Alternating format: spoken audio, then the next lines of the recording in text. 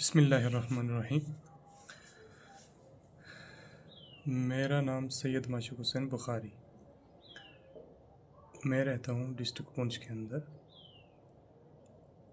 मेरे कुछ दोस्तों ने मुझे ये कहा कि भाई आप हमें बताएं कि सऊदी अरब जो जाना है उसके फ़ायदे और नुकसान, सऊदी अरब में किस आदमी को जाना चाहिए और किसको नहीं जाना चाहिए, या जो लोग जा रहे हैं वो आजकल ख़ासकर कुछ कामयाबियाँ नहीं हो रही हैं। तो इसके बारे में मुझे बहुत से मेरे दोस्त हैं, बहुत से रिश्तेदार हैं, बहुत से जानने वाले हैं। जो बंदा भी मुझे मिलता है तो वो इस बारे में बात करना चाहता है मुझसे। तो मैंने सोचा क्यों ना एक वीडियो बनाई जाए जो अपने चैनल पे भी डाली जाए और अपने फेसबुक पेज पे भी डाली जाए, जो जिसके बारे में सबको पता चल जाए कि ये काम करना चाहिए या नहीं करना चाहिए। तो दोस्तों, सबसे पहली बात यह है कि सऊदी अरब में किन लोगों को नहीं जाना चाहिए। तो उसमें सबसे पहले आता है दुकानदार। दुकानदार का ये मसला होता है कि आजकल हमारे जम्मू कश्मीर में और ख़ासकर हमारे डिस्ट्रिक्ट पुंछ के अंदर ये बहुत ज़्यादा एक आम बात हो चुकी है कि हर कोई सऊदी अरब जाना चाहता है, दुबई जाना चाहता है और बाहर के देशों में जाना चाहता है, इसलिए कि मैं अमीर बन जाऊँ। तो सबसे पहली बात यह है कि दुकानदार जो लोग हैं उनको कभी भी सऊदी अरब में नहीं जाना चाहिए, क्योंकि जो लोग यहाँ से सऊदी अरब जाते हैं उनका ये सपना होता है कि मैं सऊदी अरब जाऊँगा, अच्छे खासे पैसे कमाने के बाद मैं वापस आके एक दुकान डालूँगा। और दुकानदार लोग आजकल ऐसा करते हैं कि किसी की बातों में भी आकर वो क्या करते हैं कि अपनी दुकान को बेच के ख़त्म करके या किसी को किराए पे दे के यहाँ से चले जाते हैं सऊदी अरब। और ये लोग 100% जो है नाकाम है। इनकी कामयाबी का कोई सिस्टम या कोई रास्ता नहीं।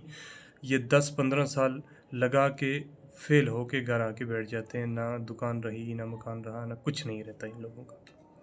उसके बाद आता है मिस्त्री लोग। मिस्त्री लोग जो होते हैं, कोई भी मिस्त्री ले लो आप, बाइक मैकेनिक हो या राज मिस्त्री हो या टाइल लगाने वाला या मतलब कोई किसी किस्म का भी मिस्त्री हो, तो उसका मसला ये होता है कि वो यहाँ से चले जाते हैं कि हम सऊदी अरब में जाके यहाँ पे हमें दिहाड़ी मिलती है 1200 या 1000 या 20 रुपये स्क्वायर फुट टाइल मिलती है या 15 रुपये स्क्वायर फुट हमें प्लस्तर मिलता है या कुछ ऐसी चीज़ें मिलती हैं जिनमें उनकी सोच ये होती है कि हमें एक दिन में सिर्फ 1200 या 1500 रुपये कमा सकते हैं। तो वो सोचते हैं कि हम जब वहाँ पे जाएंगे या वो वहाँ के लोग उन्हें मिलते हैं तो वो कहते हैं कि भाई साहब, यहाँ आप क्या कमा रहे हो, हम तो 80,000 90,000 सऊदी अरब में कमाते हैं या बाहर की किसी कंट्री में कमा रहे हैं, आप हमारे साथ चलो तो आप कामयाब हो जाओगे। जो मिस्त्री लोग हैं उनका सबसे बड़ा नुकसान ये होता है कि जब वो यहाँ से जाते हैं तो उनकी सबसे बड़ा नुकसान ये है कि जो लोग यहाँ पे उनकी जिनकी मार्केट बनी होती है वो मार्केट ख़त्म हो जाती है बिल्कुल। यहाँ से सऊदी अरब चले गए, वहाँ जाके पता चला कि ये काम हम इतनी मेहनत अगर इंडिया में करते, जम्मू कश्मीर में पुंछ में करते तो हम बहुत कामयाब थे, इतना पैसा तो हम वहाँ भी कमा सकते थे। वहाँ पे लोगों को जाके कहानियाँ सुनाते हैं, मैं ये इतना प्लस्तर करता था, इतनी टाइलें लगाता था, इतना मैं बाइकें ठीक करता था, मैं गाड़ियाँ ठीक करता था, मैं ये करता था, वो करता था। तो वहाँ पे कहानियाँ सुनाते हैं तब जब यहाँ से जाके नुकसान करके बैठ जाते हैं। सबसे पहली बात होती है जब वो वापस आते हैं तो इंडिया के अंदर जिस एरिया में वो काम करते हैं, ये कोई भी मिस्त्री का काम कर रहे होते हैं, वो लोग उसको नहीं पहचानते। वो भूल जाते हैं कि ये बंदा कौन था। अगर कोई जानने वाला हो भी तो वो उसको मिस्त्री के काम में नहीं लगाएगा, चाहे उसके जेब में 1 रुपया हो चाहे ना हो। इसलिए नहीं लगाते कि ये अब अमीर हो गया, ये अब ये छोटे मोटे काम कौन कहाँ करेगा। सबसे बड़ा नुकसान उसका ये हो जाता है और कभी कामयाब नहीं होता वो। उसके बाद आते हैं कोई भी छोटी मुलाजमत करने वाले लोग। छोटी मुलाजमत से मेरी मुराद है कि मतलब कम तनख्वाह में काम करने वाले लोग, जैसे एसपीओज़ हो गए, जैसे कोई टेलीविज़न हैं अपने इसमें पीएचई डिपार्टमेंट में या इलेक्ट्रिशियन के किसी डिपार्टमेंट में या किसी ऐसे काम में, जो ये सोचते हैं कि हमारी छोटी मुलाजमत है और हमें कम तनख्वाह मिलती है। उनकी भी सबसे बड़ी गलती ये होती है कि वो यहाँ से रिज़ाइन दे के सऊदी अरब चले जाते हैं और ज़िंदगी का सबसे बड़ा लॉस उनका हो जाता है, क्योंकि वहाँ जाके उनकी कामयाबी होती ही नहीं। जब वापस आते हैं तो उनका ये सारा सिस्टम ख़त्म हो गया होता है। उसके बाद कुछ लोग ऐसे आते हैं जो यहाँ पे बिजनेस करते हैं और उनको कुछ हाजी लोग मिलते हैं जो आगे कहानियाँ सुनाते हैं कि मेरी एक छोटी सी शॉप है वहाँ पे और मैं कम से कम एक महीने के 8,000 10,000 रियाल कमाता हूँ। और वो बिजनेसमैन यहाँ पे छोटा मोटा बिजनेस करके अपना 10-20 हज़ार रुपये या 30-40 भी कमाता है, तो वो 80,000 के चक्कर में या 2 लाख के चक्कर में या 10,000 रियाल के चक्कर में, जिसके 2 लाख रुपये से ऊपर बन जाते हैं, उसके चक्कर में अपना बिजनेस फेल करके अपना खुद का कमाया हुआ पैसा लगा के सऊदी अरब चला जाता है और उसको 1 रुपये का बेनिफिट नहीं होता। ये जो मैंने क्वालिटियाँ आपके सामने रखी हैं, सारे लोग फेल हो जाते हैं। और आपको मैं मेन बात ये बताऊं कि जब बंदा किसी की बातों में आकर अपने लिए एक वीज़ा लेता है, वीडियो थोड़ी लंबी हो रही है लेकिन अगर आप इस वीडियो को सुनोगे तो आप बहुत चीज़ें सीख जाओगे। जब यहाँ से बंदा तैयारी करता है कि मैं सऊदी अरब जाऊँगा और क्या करूँगा कि अपने लिए वीज़ा लेके तो मैं बहुत बड़ा कुछ बन जाऊँगा, जब वो यहाँ से निकलने की तैयारी करता है तो सबसे पहले वो क्या करता है, वो बंदा किसी से 1 या 2 लाख रुपए उधार लेता है। 2 लाख रुपए उधार लेने के बाद वो वीज़ा लगाता है, यहाँ से 3 चक्कर दिल्ली लगाएगा तो कम से कम 50,000 रुपये उसके इससे नुकसान हो जाते हैं। यानी कम से कम कुल मिला के आप मान के चलो कि 3 लाख रुपए कर्ज़ा लेके बंदा यहाँ से निकलता है।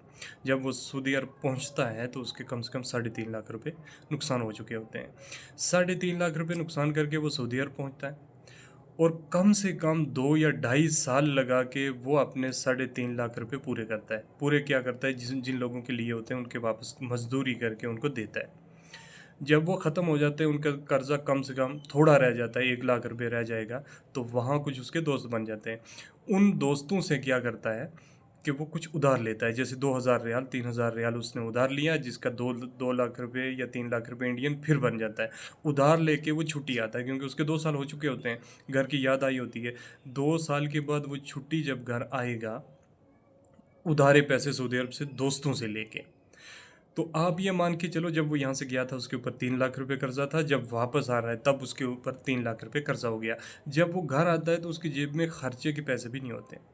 जब घर यहाँ पे रुकता है तो 6 महीने 2-3 महीने थोड़े बहुत पैसे होते हैं जो गुजारा उसका होता है, तो 2-3 के महीने के बाद वो यहाँ के दोस्तों से उधार लेना शुरू कर लेता है। और इसी चक्कर में, इसी कशमकश में उसके ज़िंदगी के कम से कम 30 या 40 साल गुजर जाते हैं इस सोच में कि मैं अमीर हो रहा हूँ, मैं अमीर होने वाला हूँ, लेकिन ना उसका इंडिया में कुछ बनता है और ना वहाँ कुछ बनता है। इसलिए ये मेरा मशवरा है लोगों से कि यहाँ पे अगर मेहनत की जाए, यहाँ पे अगर आपको 200 रुपया एक दिन का बच रहा है तो आपको बाहर की कंट्री किसी में नहीं जाना चाहिए। सबसे अच्छी बात ये है। और रही बात कि सऊदी अरब किन लोगों को जाना चाहिए, सबसे अहम पॉइंट ये है, तो इसमें वो लोग आते हैं कि वो बच्चे जो कोई नशे की जिनको लत लग गई है, जिन बच्चों को कोई नशे की लत लग गई है, कोई नशा करना शुरू कर दिया, या किसी ऐसी संगत में पड़ गए कि माँ बाप को पता है कि अब ये बच्चा हमारा ख़राब हो रहा है, लाइन से उतर रहा है, या वो लोग कि जो यहाँ पे 1 रुपये का काम नहीं करते, अगर उनसे बात की जाए तो वो आगे से 10 गलत बातें या बदतमीज़ी की बातें करते हैं। वैसे बच्चों को या वैसे लोगों को वीज़ा लेके देना चाहिए जो जहाँ से बाहर किसी भी कंट्री में जाएंगे, ख़ुद कमाना शुरू करेंगे, खुद वो क्या होंगे कि उनको एक बेनिफिट ये मिल जाए कि वो जब वापस आएंगे तो समझदार बन के आएंगे। यहाँ पे आके हर इंसान की इज़्ज़त करेंगे, बड़ों की इज़्ज़त करेंगे, माँ बाप की इज़्ज़त करेंगे। उन लोगों के लिए बेनिफिट है सऊदी अरब जाने का। जो बंदा मज़दूरी करके यहाँ पे 200 रुपये दिन का बचा सकता है तो उसको बाहर किसी कंट्री में नहीं जाना चाहिए।